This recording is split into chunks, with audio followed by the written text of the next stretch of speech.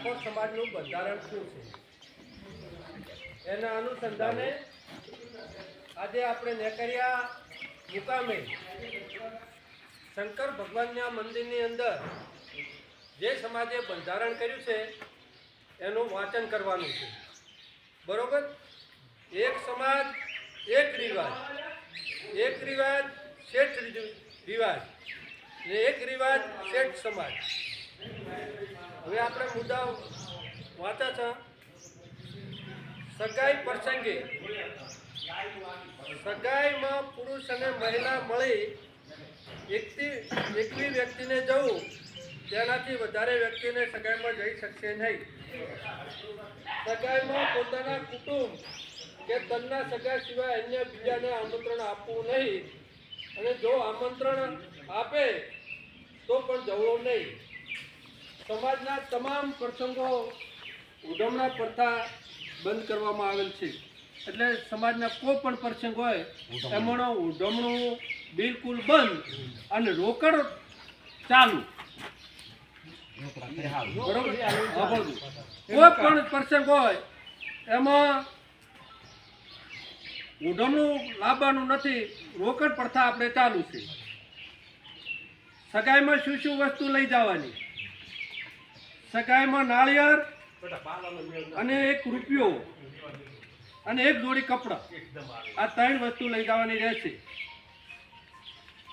જે તાલુકાઓમાં સગાઈ કર્યા પછી આયડો મળવા જવાની પ્રથા સ્વતંત્ર બંધ કરવામાં આવેલ છે. આ વૈણ હૈણો.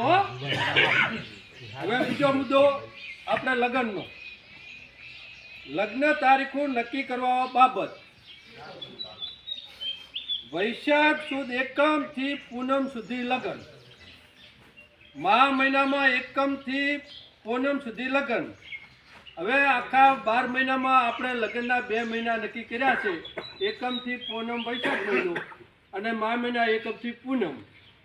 એમાં ત્રીજો પ્રશ્ન એવો છે કે ખાસ સંજોગ અર્જન્ટ સમયમાં લગ્ન કરવાના થાય તો પોતાના કુટુંબજનોને મળી લગ્ન કરવાના રહેશે. અન્ય બીજાને કોઈને આમંત્રણ આપવું નહીં. ધારો કે આ 2 મહિનામાં લગ્ન કરવા 15 દિવસે, એના સિવાય કોઈ લગ્ન કરવાના થાય તો ના ચાલે એવું હોય તો એના કુટુંબ મળી અને લગ્ન કરી શકશે. બરોબર? જેઠ મહિનો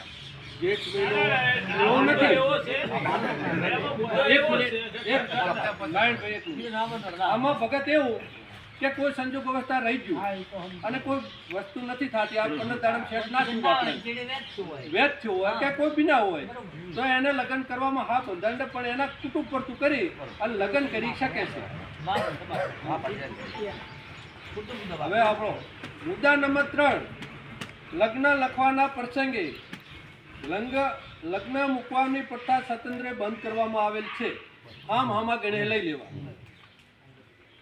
ગામે સામે ચર્ચા કરી અને ગણેશ લેવાના રહેશે. એટલે બે ચર્ચા કરીને એના ગણેશ લઈ લેશે. લગ્ન પ્રસંગે પત્રિકા છપાવવાની નથી. આમ તો અત્યારે ડિજિટલ યુગ થઈ ગયો છે. જેટલું મોબાઈલથી આમંત્રણ લાય એટલું આલવાનું. એના છતાં કોઈને કાંઈ ઈચ્છા હોય તો આવું સાદું કાર્ડ છપાવવાની છૂટી. બરોબર? સામાજિક પ્રસંગે રાજકીય આગેવાનો હાજર ન રહી શકે તો કોઈ આગ્રહ રાખવો નહીં, નારાજગી રાખવી નહીં. અત્યારે સમય પ્રમાણે આપણે ઓલા 2 મહિના નક્કી કર્યા એટલે બધે પહોંચી વળાય ના પહોંચી વળાય તો કોઈ એવો આપણે પ્રેશર નહીં કે રાજકીય બધા હાજર રહે. પછી મુદ્દા નંબર 4, જાન લઈ જવાના પ્રસંગે જાન અનુરૂપ સંરૂપ ગાડી લઈ જવી નહીં. ઓલા બારી ભૂડા ગાડી જાનમાં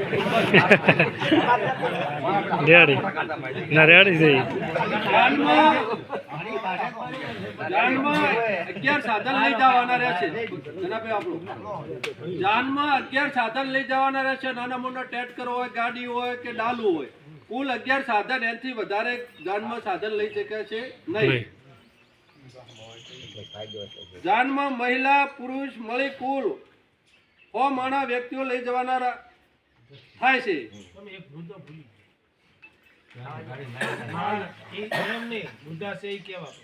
જાનમાં ગાડીઓની લાઈન લગાડવી ને એ તો 11 કીધું ને એટલે પછી 11 તો પછી ગાડીની લાઈન ક્યાં થવાની છે? એ તો હારું, હા. જાનમાં મહિલા પુરુષ આપણો બધા થઈને 100 વ્યક્તિઓ જાનમાં લઈ જવાના રહ્યા છે. આનાથી વધારે લઈ જવાના રહેતા નથી. જાનનો વરઘોડો મામેરું કે જાનમાં ડીજે લઈ જવાનું નથી. ડીજે બિલકુલ બંધ છે. એક જ લગ્ન પ્રસંગમાં બિલકુલ ડીજે બંધ. એના સિવાય જે પ્રસંગો છે ધાર્મિક સામાજિક કે કોઈ પણ પ્રસંગમાં ડીજે ચાલુ. બાકી લગ્નમાં જાનમાં કે ઘરે બધે બંધ છે. હો કરે, હા, એમ. એવો છે. હો બધે બંધ.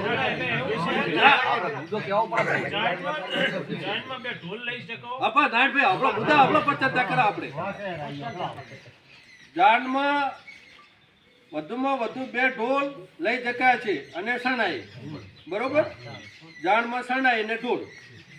મુદ્દા નંબર 5 સમાવાનો પ્રસંગ, પડલાનો પ્રસંગ. બુટ્ટી, મંગલસૂત્ર, પગની જાદરી અને સાદી બંગડી આવી પ્લાસ્ટિકની લઈ જવાની રહેશે. આ સિવાય અન્ય કોઈ દાગીના કોઈ પણ સંજોગમાં લઈ જવાના રહેતા નથી. દાગીના 3 લઈ જવાના રહે, એના સિવાય કોઈને કાંઈ લઈ જવાનું રહેતું નથી. લગ્ન પ્રસંગે હલ્દી રસ, હલ્દી રહેશે. એન્ટ્રી મારવાની પ્રથા સ્વતંત્ર બંધ કરવામાં આવે છે. બરોબર? પછી આવ્યો 6થો મુદ્દો જમણવાર પ્રસંગ. જમણવાર પ્રસંગમાં એક મીઠાઈ, દાળ ભાત, કઠોળ, લીલી શાકભાજી, રોટલી, રોટલા, પૂરી, છાશ રાખી શકાશે. અન્ય બીજી કોઈ પણ આઈટમ રાખવાની રહેતી નથી. આ જમણવાર પ્રસંગ.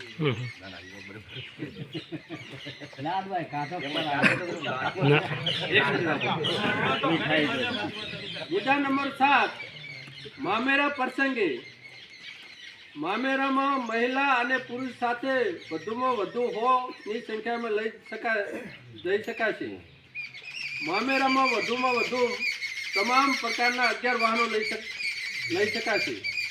મામેરામાં કપડાં, ઓઢમણા, પ્રથા સ્વતંત્ર બંધ કરવામાં આવે છે. તેની જગ્યાએ રોકડ ઓઢમણું કરવાનું રહેશે. મામેરામાં ઓછામાં ઓછા 11,000 રૂપિયા અને વધુમાં વધુ 1,51,000 રૂપિયા રોકડા મામેરું ભરવાનું રહેશે. બરાબર? મામેરમાં કોઈ પણ પ્રકારના દાગીના કે વાસણ લઈ જવાના રહેશે નહીં. મુદ્દા નંબર 8 મુરગત મૂકવાનો પ્રસંગ. મુરગતમાં વાટલું, લોટો, બેડું અને ફક્ત રસોડા છે. વાટલું, બેડું ને લોટો અને જે વાહન રસોડા સેટ આવે એટલું જ. ભેટું બંધ. અગાવાલેની છોડિયાની શેણની કોઈને ભેટી પ્રથા તદ્દન બંધ. રેડી? એટલે આ ગરદણી એટલું જ લાવે પુરકતમાં રસોડા છે.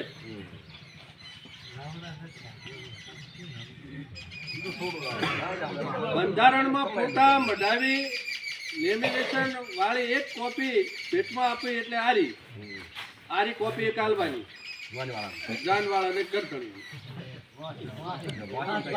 કાયમ રહી ગયા. આપણો મુદ્દા નંબર 9 આણાનો પ્રસંગ. કન્યાને તેડવા જવાનું આણું મૂકવાનો રિવાજ સ્વતંત્ર બંધ કરવામાં આવે છે. કન્યાને સાસરા પક્ષમાંથી 2 વ્યક્તિ આવીને તેના પીરમાં મૂકી જવાની રહેશે. બરોબર? મુદ્દા નંબર 10 બોલવણું પ્રથા. બીમારી પ્રસંગે રાવણા અને આમંત્રણ મળ્યા એટલે કે બોલમણા પ્રથા બંધ કરવામાં આવે છે. બોલમણું આને બધા આમંત્રણ આવતા મળે ચડાય. બોલમણું તો હે શેર વાળી તો હોટ લે પણ પ્રથા બંધ એની. દૂઢ અને જન્મદિવસની પ્રસંગે આમંત્રણ કે રાવણું રાખવું નહીં. જન્મદિવસે બર્થડે પાર્ટી કે જાહેર કાર્યક્રમ રાખવાને આ નથી બધે પાર્ટી ઉજવતા એટલે સાદી ઉજવો, કોઈ જાહેર કાર્યક્રમ છે રાખવા નહીં. જન્મદિવસમાં ખુશી પેટે જે વ્યક્તિને નજીકની સમાજની લાઇબ્રેરી અથવા શૈક્ષણિક સંસ્થાઓ ફાળો આપી શકાશે. પછી મુદ્દા નંબર 12,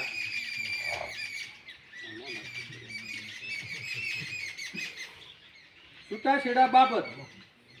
સગું કરતી વખતે બંને પક્ષ જોઈ વિચારીને દીકરા દીકરી સામે જોયા પછી સગું નક્કી કરવાનું. તેમાં સતત પક્ષોએ કોઈ પણ પ્રકારનો મતભેદ ઊભા થાય તો ગામ કમિટી અને સમાજ સમાધાન માટે પૂરો પ્રયત્ન કરવાનો.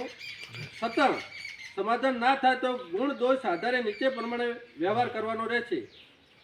સગાઈના ₹51,000, એમાં 50% રકમ સમાજના તાલુકા શિક્ષણ સંસ્થાને ફરજિયાત આપવાની રહેશે. લગ્ન કર્યા પછી ₹2 લાખ રકમ છે એની અડધી રકમ શિક્ષણ સંસ્થા ફરજિયાત આપવાની રહેશે. લગ્ન પછી સંતાન હોય તો ₹3 લાખ આપવાના રહેશે. આ રકમ 100% પૂરેપૂરી બેંક એફડી ફિક્સ ડિપોઝિટ સંતાન દીકરો હોય કે દીકરી એને નામે થશે ₹3 લાખ. જ્યારે લગ્ન છે ને 2 સંતાન હોય. પછી મૈત્રી કરાર. મુદ્દા નંબર 13, મૈત્રી કરાર તેમજ ભાગીને પ્રેમ લગ્ન કરનારને સમાજ સ્વીકારે નહીં અને તેનું સમર્થન કરવું નહીં. મુદ્દા નંબર 14, અન્ય બાબતો. સમાજમાં કોઈ પણ સારા નરસા તમામ પ્રકારના પ્રસંગોને વ્યસનવાળી વસ્તુ એટલે કે બીડી, અફીણ, ગોળીઓ કે અન્ય કોઈ નશાત્મક વસ્તુ વાપરવી નહીં. કશું નહીં, બધું આવી ગયું ને. હા, બધું આવી ગયું. એમાં શું આમ તમને ખોલાસો કે એ વસ્તુ એવો શબ્દ આમાં લખાતો નથી. લગ્ન, જન્મ, મરણ, પુણ્યતિથિ, સગાઈ, અન્ય કોઈ પણ પ્રસંગે સમાજની લાઇબ્રેરી અને શૈક્ષણિક સંસ્થાઓને ઓછામાં ઓછા ₹500 અને વધુ ગમે તેટલી રકમો ફાળો આપી શકાશે. પછી આવશે 15મો મુદ્દો, મરણ પ્રસંગે. મરણ પ્રસંગે ખીચડી, કઢી, તેલ અથવા ઘી વાપરવું. આ સિવાય અન્ય કોઈ વસ્તુ વાપરી શકાશે નહીં. બેસણામાં કોઈ પણ વાર કે તહેવાર ના જાણવો. 5 દિવસે જે આવતું હોય એ પૂરું કરી દેવાનું. રેડી? મુદ્દા નંબર 16, ખાસ વિનંતી. દરેક ગામમાં ઊંટ એટલે કુટુંબ વાઇઝ વ્યક્તિનો સમાવેશ થાય તે રીતે સંકલન સમિતિ બનાવી તેની એક ઝેરોક્ષ નકલ તાલુકા સમિતિને આપવી. દરેક તાલુકા કક્ષાએ બંધારણ અમલ માટે સંકલન સમિતિ ફરજિયાત બનાવવાની, જેથી કરીને બંધારણના મુદ્દાઓ અમલ કરી શકાય. સમિતિના સભ્યો સંખ્યા 21 થી 31 રાખવી. સમાજના વ્યસનમુક્ત બને અને શિક્ષણ મુક્ત બને તેમાં જન સુધી જાગૃતિ આવે તેવા સતત પ્રયત્નો કરવાના સંકલન સમિતિનું મને કરવાનું રહેશે. પછી દર વર્ષે આ જે મુદ્દા હોળ છે ને, દર વર્ષે આપણે 4/1/2026ની મિટિંગ આખા ઉત્તર ગુજરાતની થઈ છે. એમાં આવતું વર્ષ 4/1/2027 આવશે ત્યારે આવી રીતે જ મોટું પણ એક સંમેલન થશે. આ હોળ મુદ્દાની અંદર આ 12 મહિના સમાજને બંધારણ કરતું રહેવાનું છે. અને 1 વર્ષ પછી કાંઈ આમાં આગા પાછું કરવાનું, વધારવું, ઘટાડવાનું થાય તો એ જિલ્લાનું આ જે ઉત્તર ગુજરાતનું જ્યારે આ બધા ભેગા સંતો મંતો આગેવાનો ભેગા થાય તારે ફેરફાર કરવાના રહેશે. બરાબર? વાત આ રીત છે. હોળ મુદ્દા હાટે આપણે નેકરિયા ગામને પાલન કરવાનું છે. બરાબર? એટલે આપણે એમાં કોઈને કાંઈ પ્રશ્ન હોય તો કહો, ભણવાની ફરજ છે. બરાબર? પછી આપણે આગળ હેડા.